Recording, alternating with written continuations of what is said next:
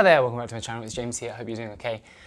So today I'm going to do a little update on some of the plants. A lot of people have been asking for updates on specific plants. When I say a lot, I mean like 3 people. So if you're one of those people, hopefully I covered the plants that you were interested in. Otherwise, it's kind of just, again, me getting back into this space, getting back into the zone of posting and just talking about some of the plants that they might have not have done anything super spectacular, but the growth is exciting, new, and maybe they've kind of pulled themselves out of a bit of a funk. There are a couple here that weren't doing great at all and are doing much better now, or ones that had very low variegation and now are very well variegated. So options, things to talk about. It's quite warm in here. It's been super, super warm the last week or so in the UK. And before that, I was back home with my family who live in France. And yeah, it's been very summery. You can't really see this. This is not a plant that I'm going to talk about, but I just love this big leaf. I'll bring it forward and then I'll stick it back there. I've spoken about this anthurium before. It only ever seems to hold one leaf at a time, but this is very, very soft, so it's just come out. But it's beautiful. It's like a no ID velvet anthurium that I got from Marion at Our Department, is that right? I think it was from her. And yeah, it's doing great. Lots of roots, big leaves. I just had to keep on top of the watering with it because it's a very, very thirsty anthurium. So we're going to talk about some small plants first. This first one is not actually the mother plant at all. This is just one of the examples of variegated biryetier that I've taken from my mother plant. And the exciting thing about it, the reason why I wanted to talk about it in terms of exciting growth, is that I've propagated, I think, 9 or 10 nodes out of it now. And the way I did it was I cut a few nodes off when I propagated the plant, and then the base of the mother plant, which had maybe 10 nodes, maybe a little bit more, I can't remember, but I was just gradually cutting down. So every time one node sprouted and grew one leaf and one aerial root, I cut it and shift down. So it's kind of like a lengthy way of propagating things, but at least you know that as the growth point is growing, it has a really constant supply of nutrients from the extensive root system that's already in that pot. So that's what I did with this. This is one of those, and I haven't lost variegation in a single one, which I feel like is kind of unusual from what I've heard for variegated biryetier. But I kind of expected that because the mother plant that I had, although the variegation wasn't very super spectacular, it was very well spread out. So a lot of the leaves were variegated all the way across, kind of like these ones. Good, and the variegation was pretty well balanced in the stem. So somehow I've managed to get a bunch of really nicely variegated biryetier out of them. I've sold one, got another one going this week, and I have a few more that I'm just growing out because they're in various stages of growth. So yeah, just an exciting little, they're so beautiful. I definitely think they're a lot more available now than they were, say, a year ago or so. Second one is also like, there are quite a lot of interesting, like in terms of, if you're into sort of rare variegated Aroids, I've got quite a few interesting ones here. That's not actually my main focus at the moment. I really, really love them, obviously. This is very glamorous. But I haven't bought any.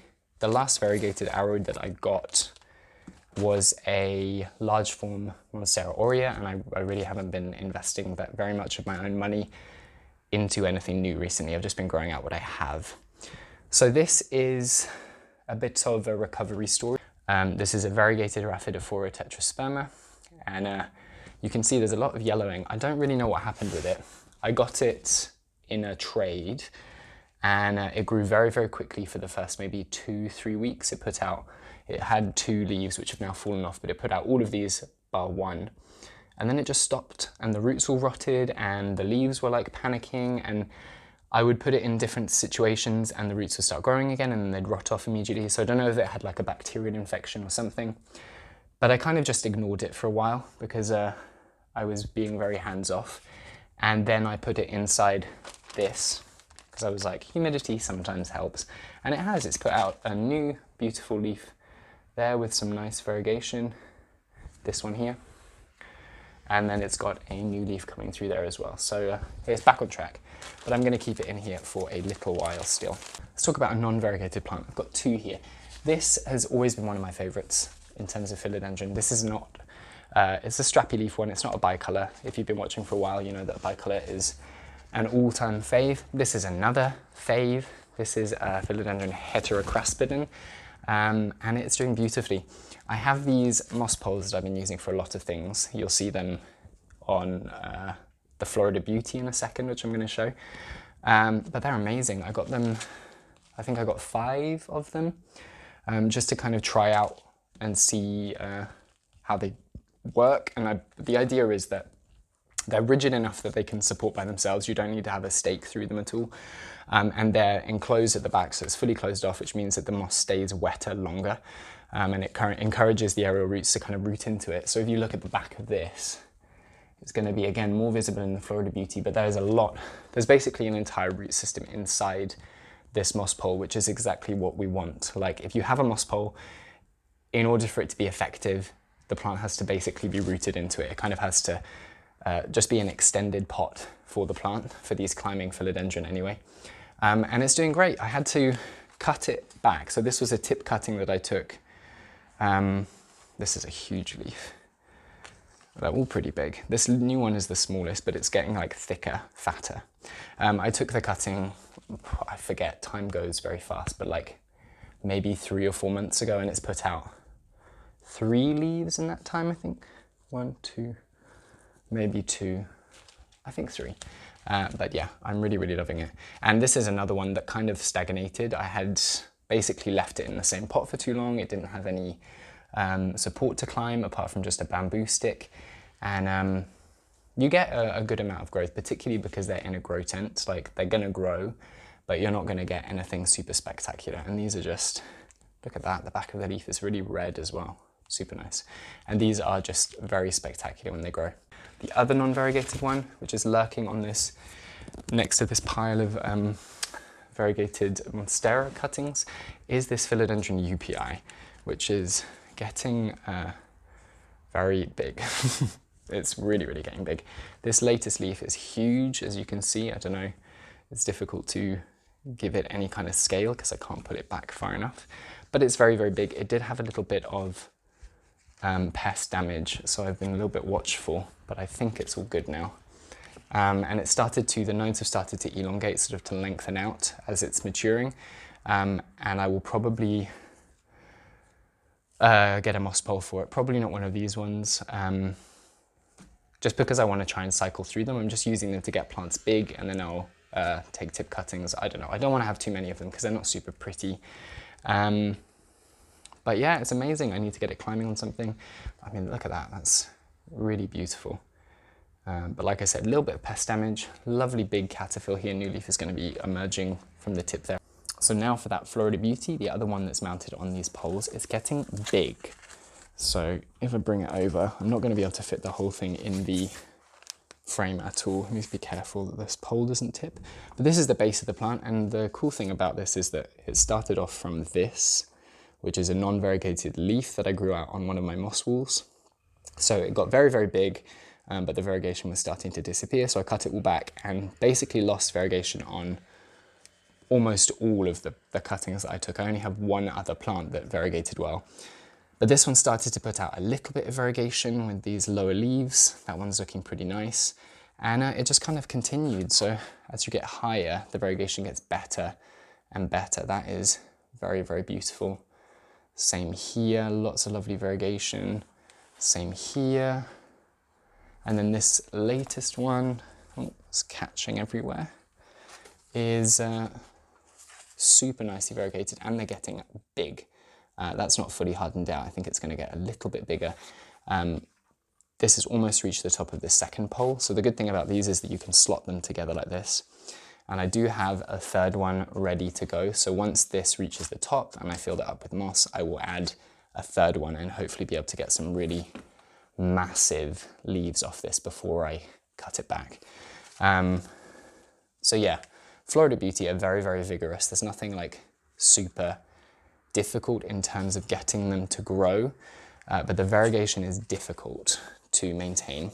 It's one of these plants similar to the bipennifolium, the golden dragon, the variegated golden dragon, that just seems to really want to revert very, very easily. So it's, in my experience anyway, so it's a success when you get a well-variegated specimen that kind of maintains that variegation. Last two, these are both going to be Deliciosa, Monstera Deliciosa, variegates, so variations of variegated Monstera. I'll show you the smaller one first. This is one I've had for a while. Most of these I've had for a long time. Like I said, I haven't been buying very many new plants. This is a green on green variegated Monstera that I got in a trade years ago for a variegated biryetier cutting. And I think it was totally worth it. Really, really happy with it. But it has done so little since I had it. And all of these 3 leaves have literally come out in the past 4 months, 5 months, I'd say. Before that, it was struggling. This leaf is quite old and it was just rooting and rotting. So I wonder whether there was something that was some kind of, I don't know, some pathogen in the soil that was rotting off the roots. But I found that with this one, the thing that stopped that was terracotta. So I moved it out of the plastic pot that it was in, even though I was very on top of the watering and the medium was very well draining. Sometimes it's still just a little bit too sort of damp in there. You need a little bit more air circulation. So generally what I do there is either I will make some holes in the side of the plastic pot. I tried that, it didn't work. So I moved it into this terracotta pot and it has been doing really, really well. It's kind of reverted, it's lost the fenestrations that it had, but the variegation is really, really spectacular. It's almost like a mottled lime green when it comes through. And then it sort of hardens to yellow, but it's a very, like limey yellow. That one's also hard. That one is not gonna change that color now. So it kind of ranges from this more yellowy, this was a very sun-stressed leaf, to this sort of more green. And it's beautiful. I'm really, really happy with it. Final plant. This one I post all the time on Instagram because I'm slightly obsessed with it. It's very, very gorgeous. This is a large form variegated Monstera that I traded 2 years ago maybe. I forget, sometime. And it's been doing beautifully. It's unsure on the name. It's basically like a very, very minty, interestingly variegated large form. And a lot of people have a lot of opinions about it. Every time I post it, people are like, oh, this is a white monster, this is a mint monstera. But I don't really know what it is. It's the plant that it came from. It's basically a sport of a Thai constellation. And you can see that in the leaves. Like there is definitely a Thai look to them. The growth pattern is exactly the same as a Thai constellation. And when the leaves come through initially, you can see with this one, they look a lot more like a Thai, and then over time, the white really kind of takes the forefront. The leaves become very, very pale and minty. So if you put this side by side with a Thai constellation, they do look very different. But yeah, I just call it a Thai constellation sport or a large form minty monstera. You can see, I mean, it's difficult to show you because it's getting really big, but on some of the older / smaller leaves, the mintiness is much more like that's on its way out, that leaf, but much more pronounced. Yeah, it had a little bit of a struggle. It was in the grow tent, it got some pests, it got some sun stress, it had a bit of a time of it, but it had, so I cut the initial cutting that I got into 3 segments. So this plant is 1 segment, this part here, these leaves, is a 2nd segment, and then I propagated the smallest one, which I have now in the grow tent, and it's growing very, very quickly. So yeah, that's another cool, exciting growth thing. As always, I enjoy chatting about the plants that I have. If you have anything in particular you want to see from me, this monstera is getting in the way. If you have anything you want to see from me, let me know in the comments down below. Thank you so much for watching, and subscribe to the channel if you want to see more. Obviously, you can check out my Instagram if you want to. I'll put the link down in the description. I haven't been posting there a lot. My social media step back continues somewhat, so keep an eye out. Hopefully I'll get back to that in the next couple of weeks. And I will see you very, very soon. Thank you for watching. Goodbye.